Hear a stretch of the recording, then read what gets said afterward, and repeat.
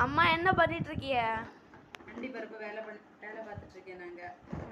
நானும் ரூபினி ஆண்டி அங்கே பாரு வேலை பார்த்துட்டு இருக்கேன். நானும் வேலை பார்த்துட்டு இருக்கேன். சைஸாக பிரித்து எடுத்துட்டு இருக்கேன். இது வந்து அந்த பருப்பை காட்டு. இந்த பருப்பு எவ்வளோ பெருசாக இருக்குதுன்னு பாருங்க. இந்த பருப்பு வந்து 240. ஒரு குவாலிட்டி பருப்பு. இது வந்து வெள்ளை பருப்பு, ஃபீலிங்கில் உடச்சி வர பருப்பு. இதை தான் நாங்கள் இப்போ பெருசு சின்னதுன்னு தனியாக பிரித்து எடுத்துட்டு இருக்கோம். எல்லா பருப்பும் இதில் கலந்துருக்கோம். அதை தனித்தனியாக பிரித்து எடுத்துட்டு இருக்கோம். இது என்ன குவாலிட்டி? இது வந்து 180 இந்த பருப்பு ஃபர்ஸ்ட் குவாலிட்டி. இதுதான் நல்ல பெரிய பருப்பு. இதுதான் வெளிநாட்டுல பேக் பண்ணி அனுப்புவாங்க, ஃபில்லிங் பண்ணி சூடு பண்ணி அனுப்புவாங்க. இது என்ன குவாலிட்டி? இது வந்து 320 பருப்பு. இது வந்து அந்த வெள்ளை பருப்புல தான் அதை தனியாக பிரித்து எடுத்துருக்கு பாரு.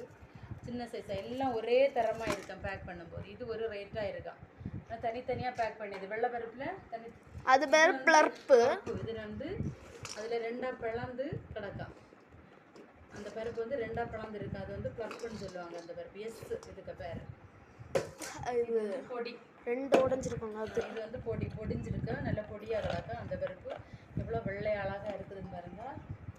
அதுக்கப்புறம் இது வந்து லாஸ்ட் பருப்பு, சுருங்கின பருப்பா? சுருங்கின பருப்பு. இதில் நல்ல குட்டி பருப்பு. இது வந்து 1 கிலோ கம்மியான ரேட். இந்த பருப்போட விட இது வந்து கம்மியான ரேட்டில் கிடைக்கும். அப்புறமா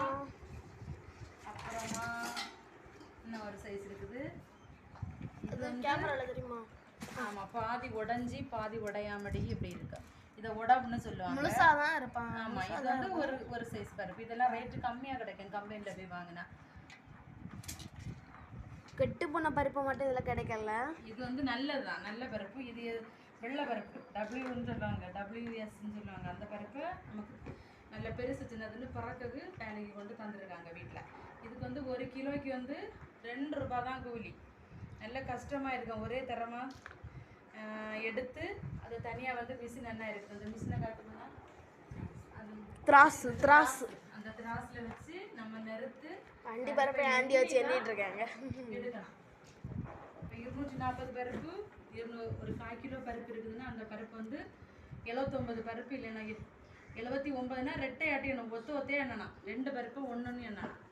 அப்படி எண்ணி அந்த பருப்பு எடுத்தால் தான் அது கரெக்டான நிரப்புக்கு கரெக்டாக இருக்குதுன்னு சொல்லுவாங்க. அந்த வேலை தான் நம்ம இப்போ பார்த்துட்ருக்கோம்.